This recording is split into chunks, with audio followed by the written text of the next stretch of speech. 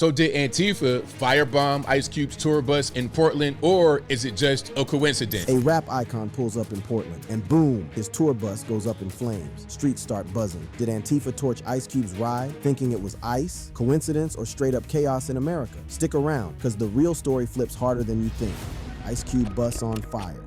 The first reports that rippled out of Portland late one night in the summer were startling, confusing, and depending on where you stood on the political spectrum, deeply symbolic. The words Ice Cube, bus fire, and Antifa were being tossed around in headlines, social media feeds, and YouTube commentary. Had the legendary rapper's tour bus actually been firebombed, or was this simply a freak accident in a city already inflamed by nightly clashes, tear gas, and burning dumpsters? At the heart of the frenzy sat one oddly specific theory. Maybe Antifa, the loose network of militant left-wing activists, thought Ice Cube's ICE bus belonged to ICE, the Federal Immigration and Customs Enforcement Agency, and attacked it under that mistaken belief. This bizarre overlap of celebrity, politics, and protest became the perfect storm for rumors to spread. So let's slow down, reconstruct what really happened, and unravel why the incident was so quickly swept into the raging cultural battles of the moment. Ice Cube was in Portland as part of his Truth to Power tour when one of his buses suddenly caught fire. Witnesses described the flames flaring up near the tire well, licking dangerously close to the side windows of the parked vehicle. Portland firefighters responded quickly, dousing the fire and venting smoke from the interior before it could consume the entire bus. The good news was immediate. Nobody was hurt, the damage appeared contained, and the rest of the bus was intact enough to remain identifiable, if a bit scarred by smoke and shattered glass. According to Ice Cube himself, the incident didn't appear to be a direct personal attack. In his own words, he was not taking this incident as a personal attack, adding that a coward like that would burn anybody's property that was out there at the time. His framing suggested that, whatever the cause, he saw it as reckless vandalism or possibly random arson, not an assassination attempt on him as an artist. Still, Portland fire authorities weren't quick to settle on a cause. They confirmed that the fire started at the wheel well, but couldn't immediately determine whether it was mechanical failure, accident, or deliberate act. The smashed out window sparked more speculation. Was it broken to ventilate smoke? Was it shattered by protesters or vandals? The lack of clear answers left room for speculation, and speculation rushed in to fill the void. The biggest rumor to take hold was that Antifa had firebombed the bus. The logic, if we can call it that, went something like this. Portland was ground zero for nightly Antifa activity, especially protests targeting the local ICE processing center. Ice Cube's bus, emblazoned with his name, contained the word ICE. In the haze of street violence and ideological fury, perhaps an overzealous activist mistook the luxury tour bus for a government transport vehicle and attacked it. Commentators on YouTube and social media played up this theory, often with a mix of incredulity and dark humor. Conservative commentator Anthony Brian Logan framed it directly. So did Antifa firebomb Ice Cube's tour bus in Portland, or is it just a coincidence? From there, he outlined the possibility that some Portland agitators either thought they were striking against ICE or saw Ice Cube himself as politically suspect due to his occasional appearances on podcasts where he challenged liberal orthodoxy. In Logan's telling, Portland's protesters were irrational enough that either theory made sense. Maybe they confused the bus with a symbol of federal power. Maybe they saw Cube as aligned with conservatism, an enemy in their mental framework. Or maybe it was all just a coincidence, an unlucky overlap of timing and combustible materials. But when your city is burning nightly, and when the President of the United States is denouncing Antifa as a terrorist organization, coincidence feels like the least satisfying explanation. To understand why the rumor took such firm hold, you have to step back into Portland at that moment. The city had become the epicenter of clashes between activists and federal agents. The ICE building in Portland had been the site of repeated protests, often escalating to outright assaults. Federal authorities documented rioters throwing rocks, firing fireworks, and even trying to set fires while agents were inside the facility. The Department of Homeland Security at the time tweeted accusations that Portland's Antifa chapters had repeatedly attacked and laid siege to an ICE processing center, and even doxed ICE officers by publishing their home addresses. Flyers were circulating calling for activists to squat up with personal protective equipment and their trademark unhinged Portland energy. In one flyer, Antifa used the slogan, "We cook your meals, we haul your trash, we drive your ambulances, we are everywhere." Against this backdrop, the image of Ice Cube's tour bus aflame, even if only briefly, fit neatly into the narrative of a city consumed by chaos. The theory that protesters mistook his vehicle for an ICE bus sounded absurd, but it was absurd in the exact way that matched the nightly images beamed out of Portland. Masked figures, fireworks exploding against federal buildings, graffiti reading F*** ICE, and the smell of burning wood and rubber. The incident also coincided with a national escalation. President Donald Trump, who had long railed against Antifa, was in the middle of of deploying federal troops to Portland. He denounced Antifa as professional agitators and pressed for new executive orders targeting domestic terrorism. Within days, Antifa was officially designated a domestic terrorist organization by his administration. The symbolism was too perfect to ignore. On the same nights federal agents clashed with Antifa in Portland, one of the city's most famous visitors, a rap icon whose very name included Ice, had his bus catch fire. Whether coincidence or conspiracy, the imagery reinforced the narrative Trump's administration wanted: America under siege by violent leftists, celebrities caught in the crossfire, and law and order as the only answer. Commentators emphasized this synchronicity. Logan suggested it was fishy that Trump's troop deployment and Cube's bus fire happened almost simultaneously. Others saw it as emblematic of Portland's descent into chaos, a place where even visiting artists couldn't escape the collateral damage of radical politics. What's striking about this episode is how quickly it morphed from a localized fire to a national talking point. The facts remained thin: a tire well burned, firefighters responded, no one was hurt, and Cube himself downplayed it as not personal. Yet in the vacuum of confirmed information, theories abounded. This is the new media ecosystem at work. A single incident, especially one with a high-profile name like Ice Cube attached, becomes instantly politicized. Supporters of Trump or opponents of Antifa seize on it as evidence of extremism. Skeptics dismiss it as conspiratorial overreach. The actual investigation by Portland Fire, slow and methodical, fades into the background while viral headlines do the work of shaping perception. Even the idea that protesters mistook a tour bus for an ICE vehicle underscores the surreal quality of the times. It's a theory both comical and terrifying. Comical in the idea of such a mix-up, terrifying in the suggestion that vandals were so reckless they'd torch any vehicle they thought belonged to the government. Through it all, Ice Cube himself struck a pragmatic note. His statement avoided blaming any group directly. By calling the act something a coward would do to anybody's property, he left open the idea that this wasn't about him specifically at all. Cube has never been shy about his views on politics or society, but in this moment he resisted feeding the flames of speculation, and perhaps that restraint mattered. By not confirming the rumor, he prevented the incident from becoming locked in history as the time Antifa attacked Ice Cube. Instead, the narrative remains fluid, part accident, part rumor, part symbol of a turbulent era. The burning of Ice Cube's bus in Portland was, in the end, a small fire. It didn't derail his tour, didn't injure anyone, and didn't permanently damage his reputation. But as an event, it became a prism through which larger conflicts refracted. It symbolized Portland's unrest, Antifa's controversial role, Trump's aggressive stance, and America's tendency to see every spark as part of a broader conflagration. Whether Antifa actually targeted the bus, or whether it was just bad luck, the story endures because of its resonance. It connects a rap legend, a federal agency, and a volatile movement in one strange moment of urban firelight. And in doing so, it reveals how fragile the line is between accident and attack, coincidence and conspiracy, rumor and reality. When the smoke cleared from the Portland incident, one fact remained unshaken. Ice Cube was there for a reason that went far beyond politics. He wasn't in the Rose City to spar with Antifa or make headlines about federal law enforcement. He was there to perform. His Truth to Power tour had brought him to Oregon, carrying with it decades of musical history, cultural weight, and the presence of an artist who has been shaping American conversation since the late 1980s. To understand why the bus fire resonated and why his very presence in Portland became part of the story, you have to step back and look at the man himself, his career, his role in hip-hop, and his enduring influence across generations. Because the truth is, Ice Cube isn't just another celebrity who happened to be in the wrong city at the wrong time. He is, by every measure, a cultural giant whose work and persona make him impossible to ignore. Ice Cube's Portland tour.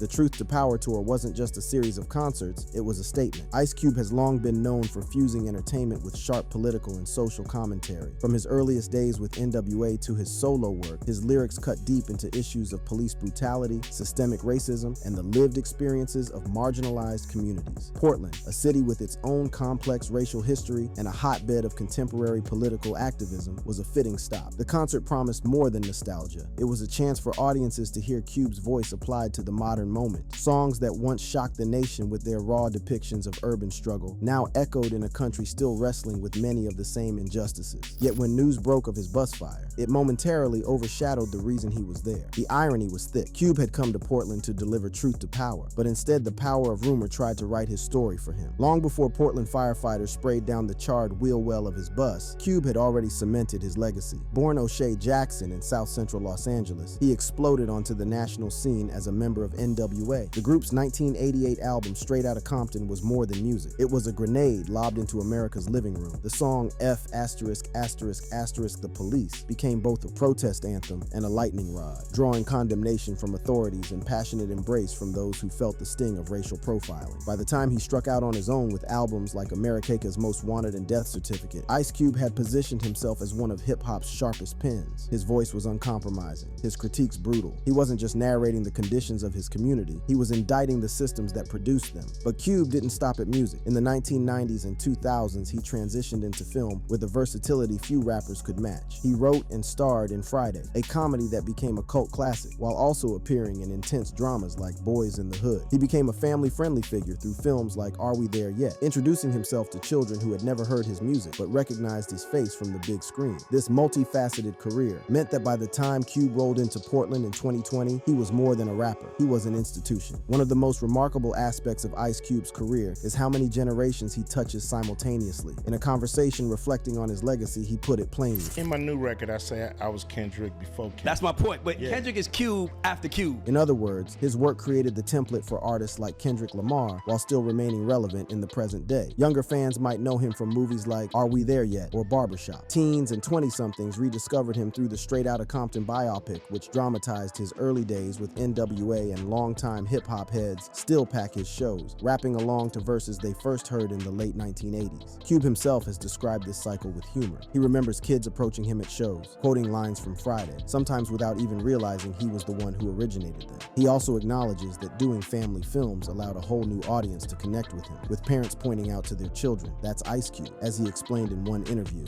So doing that movie, what ended up happening is, of course, my fans show their kids the movie. Yep. Now the parents don't have to say, "You know who that dude is right there? That's Ice Cube." In effect, Cube turned himself into a cultural bridge, allowing his voice to cross from one generation to the next. Beyond albums and movies, Cube's fingerprints are all over American pop culture. Collaborations with DJ Pooh, for example, directly influenced the creation of Grand Theft Auto: San Andreas, a game that millions of players worldwide still revere. This cross-medium influence shows how his creativity seeped into unexpected corners of entertainment, shaping not just soundtracks, but the very structure of how stories about urban America are told. And then there's his ability to pivot. For an artist who once represented raw, uncompromising defiance, Cube also leaned into humor and relatability. He could deliver biting social critique in one verse, then play a bumbling father figure in a comedy the next year. That range not only expanded his audience, but deepened his cultural impact. He wasn't stuck in one box. He created multiple lanes for himself and drove them all with confidence. For fans who attended his Portland performance, the night wasn't defined by the bus fire. Instead, it was about seeing a living legend on stage, commanding the crowd with the same energy he brought decades earlier. His setlist blended old hits with newer material, reminding audiences that his message has always been consistent, even if the packaging has shifted over time. The irony, though, is unavoidable. As Cube stood on stage delivering truth to power, just blocks away, federal agents and Antifa protesters were engaged in literal street battles. His lyrics about injustice and systemic breakdown felt eerily mirrored in the world outside the venue. It was as if Cube's art had spilled off the stage and onto the streets of Portland, where the themes of authority,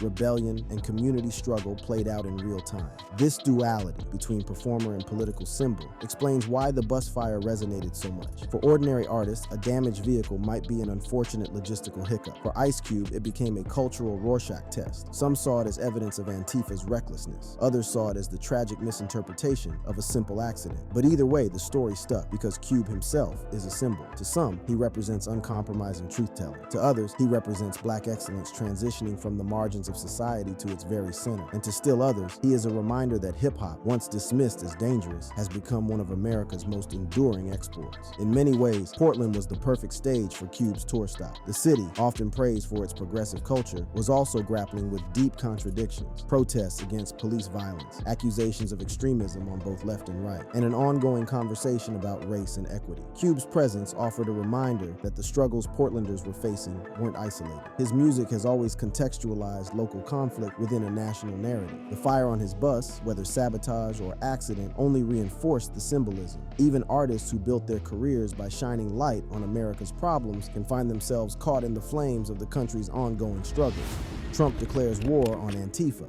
This is where the story of a single bus fire collides with the broader, messy history of Antifa in America. To understand the meaning behind the Portland incident, we have to step back and examine what Antifa is, how it has been represented, and why its name has become a political lightning rod. Only then does the symbolism of Ice Cube's burning bus fully reveal itself. President Donald Trump seized on Antifa as the perfect villain during his time in office. He framed the group as violent extremists, undermining law and order, a threat that needed not just containment, but eradication. On September 17th, he took the extraordinary step of designating Antifa a major terrorist organization. In a statement on his Truth Social platform, Trump declared, "I am pleased to inform our many USA patriots that I am designating Antifa, a sick, dangerous, radical left disaster, as a major terrorist organization. I will also be strongly recommending that those funding Antifa be thoroughly investigated in accordance with the highest legal standards and practices." This was unprecedented. Terrorist designations had traditionally been reserved for foreign entities like Al-Qaeda or ISIS. To apply the label to a domestic movement without formal leaders, membership lists, or headquarters raised immediate constitutional concerns. Legal scholars warned that it could collide head-on with the First Amendment, potentially criminalizing dissent. Critics argued that Antifa was not an organization at all, but an ideology, a label activists adopted loosely across the country. Still, Trump's framing stuck. Supporters embraced the narrative that Antifa represented not just a political opponent, but an existential threat. The president's rhetoric gave oxygen to the idea that everyday unrest, from broken windows at protests to the fire on Ice Cube's bus, could be attributed to a shadowy network of radical leftists. To understand why this narrative resonated, consider Portland itself. The city had become the epicenter of clashes between Antifa-aligned protesters and federal authorities. Demonstrations that began over police violence often devolved into riots outside federal buildings. Agents reported being pelted with rocks and fireworks. Some protesters even attempted to set fire to an ICE facility while agents were still inside. The Department of Homeland Security painted a dire picture. In one statement, DHS said, "Rioters in Portland, Oregon have repeatedly attacked and laid siege to an ICE processing center. Many of these criminals have been arrested and hit with federal charges." Rose City Antifa, a recently designated domestic terrorist organization, illegally doxed ICE officers, publishing their home addresses online. Individuals associated with Antifa also sent death threats to DHS personnel. Images circulated of boarded up federal buildings, scarred walls from fireworks, and graffiti declaring war on ICE. Flyers urged activists to squat up with masks, helmets, and unhinged Portland energy. In that environment, it wasn't hard to imagine someone mistaking Ice Cube's tour bus for a government vehicle. Whether or not Antifa had anything to do with the bus fire, the symbolism fit too perfectly. To supporters of Trump's law and order message, the incident became a parable. This is what happens when you let radicals run your city. But what is Antifa really? To its adherents, Antifa is not an organization but a movement, a loose collection of activists committed to fighting fascism by any means necessary. That vagueness has always been both its strength and its vulnerability. Without a central leadership, Antifa is difficult to infiltrate, prosecute, or dismantle. But that same looseness allows opponents to paint it as a vast, shadowy conspiracy. Members often operate in black bloc fashion, dressing in black clothing and masks to obscure identities.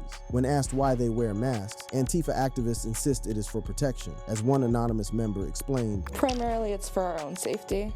The far right and the state would have a history of targeting anti-fascists." Critics, however, argue the anonymity facilitates vandalism and violence. Former members have offered revealing testimony. Gabriel Nadalis, who joined Antifa as a teenager, later renounced the movement and wrote, "Behind the Black Mask, my time as an Antifa activist." He recalls that Antifa's true enemy is not just the far right, but America's system of government itself. "Their true enemy is our system of government and our society as a whole," he said in one interview. Nadalis described a culture of intimidation, property destruction, and escalating violence, warning that Antifa sees capitalism and fascism as interchangeable. This testimony supports Trump's framing of Antifa as revolutionary radicals. Yet it also complicates the picture. Antifa isn't merely about smashing windows. It is about rejecting the American system outright. The media has long struggled with how to portray Antifa. On one hand, mainstream outlets acknowledge that many Antifa actions have turned violent. On the other, some argue that Antifa's violence must be understood in context, as a reaction to fascist and white nationalist organizing. This divide was epitomized in in the fallout from the 2017 Charlottesville rally, where white supremacists clashed with counter-protesters. Trump infamously said there were very fine people on both sides, a remark that fueled years of debate. On CNN, Chris Cuomo sparred with a Trump supporter who equated Antifa with neo-Nazis. Cuomo pushed back, insisting that while Antifa's tactics were criminal, its cause, fighting fascism, could not be equated morally with white supremacy. The argument revealed the core tension. Is Antifa a terrorist threat undermining America, or a militant defense against rising fascism? The answer often depends on political alignment more than empirical facts. For Trump, focusing on Antifa served multiple purposes.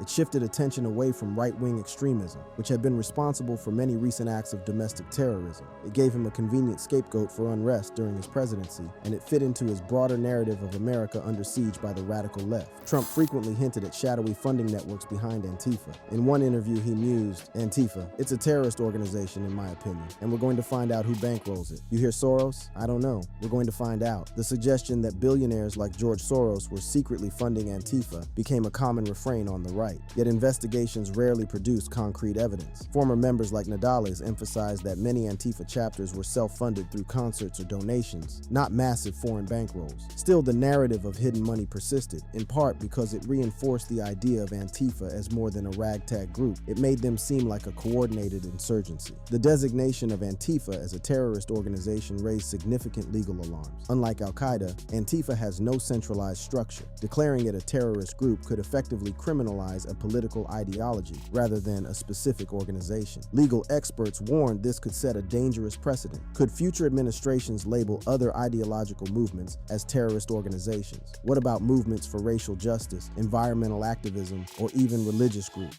Once the government begins designating domestic political movements as terrorists, the First Amendment itself seems at risk. Supporters of Trump dismissed these concerns, insisting that Antifa's violent tactics placed it beyond the protection of free speech. As one commentator put it, "These aren't protests, these are crimes." The clash reflected a broader question. Where does protest end and terrorism begin? For Trump, the answer was simple. When Antifa was involved, it was always terrorism. Part of what makes Antifa so controversial is its embrace of what anarchists call propaganda by the deed. The idea is that acts of political violence themselves inspire others, proving that resistance is possible. Throwing a brick, smashing a window, or setting a small fire is not just about the immediate damage. It is meant to signal defiance and encourage others to join the struggle. This philosophy helps explain why Antifa's actions often seem theatrical or symbolic rather than militarily effective. The goal is not to seize power directly, but to create a culture of resistance. Yet this also explains why their actions can be so easily framed as terrorism. If violence is the point, then Antifa becomes synonymous with unrest. For critics, the bus fire in Portland, even if accidental, fit neatly into this mold. It became another symbol of chaos attributed to Antifa, whether or not they were truly responsible. Understanding Antifa also requires looking at whom they idolize and whom they despise. Former activists report that Antifa often looks up to revolutionary figures like Che Guevara or the Zapatistas, not mainstream politicians like Alexandria Ocasio-Cortez. In fact, they consider leaders like AOC too moderate, too compromised by capitalism. They are not left enough, Nadales explained, noting that some Antifa chapters mocked AOC's Green New Deal as a capitalist half measure. As for enemies, Antifa sees the American state itself as the ultimate foe. Republicans, Democrats, police, ICE officers, all are seen as defenders of a capitalist system they despise. This radical framing places them at odds not just with Trump, but with much of mainstream society. One of the dangers of Antifa's rise is the cycle of violence it provokes. Right-wing groups like the Proud Boys or Boogaloo Boys see themselves as countering Antifa directly. When both sides meet in the streets, violence often escalates. Each clash becomes justification for the other side to recruit, radicalize, and prepare for the next round. Nadales warned about this spiral. What happens when the Boogaloo Boys show up and beat up Antifa? Antifa doesn't go away. They go back home and recruit more people. And then you just have a cycle of violence in which both groups beat on one another. The fire on Ice Cube's bus, viewed through this lens, becomes not just an isolated incident, but part of a larger narrative of mutual escalation. Even if Antifa wasn't directly responsible, the suspicion itself reflects how deeply the cycle of distrust has burrowed into American life. Ultimately, the Portland incident shows how spectacle can overshadow reality. A fire on a bus became a national talking point because it symbolized larger fears and divisions. For Trump supporters, it confirmed Antifa's recklessness. For critics, it showed how quickly rumors can become weapons in political battles. The truth, that the cause of the fire remains uncertain, matters less than the story it generated. In this way, the incident mirrors Antifa's own tactics. Just as activists use symbolic acts of violence to inspire movements, political leaders and commentators leaders used symbolic events to inspire outrage. The bus fire was propaganda by the deed, regardless of who said it. Love this video? Click on the cards on your screen for more.